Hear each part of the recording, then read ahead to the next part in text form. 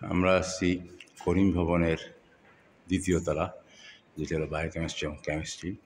আমার স্মৃতি বিজড়িত এই রুমে একসময় আমাদের মোহাম্মদ হোসেন স্যার বসতেন, আর এখানে এখন বসেন স্যার। এবং এই হলো সেই ল্যাব। আমরা সেন্ট্রাল ল্যাবের দিকে যাচ্ছি। এই ল্যাবে আমরা স্নাতকোত্তর কাজ করতাম, আর এটা আমরা আন্ডার গ্রাজুয়েট।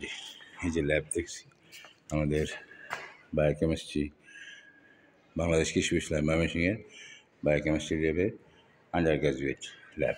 এখানে আমরা প্র্যাকটিক্যাল করেছি যখন আমি আন্ডার গ্রাজুয়েট ছাত্র ছিলাম। আর সামনে যে ল্যাবটা আমরা দেখছি অবশ্য এখন তালা দেওয়া। এখানে আমি আমার মাস্টার্সের গবেষণার কাজ করেছিলাম। আমরা একটু পরে এটা দেখাবো। এবং কিন্তু অনেক উঁচু, আমরা যদি দেখি পুরা বিল্ডিংটা অনেক উঁচু।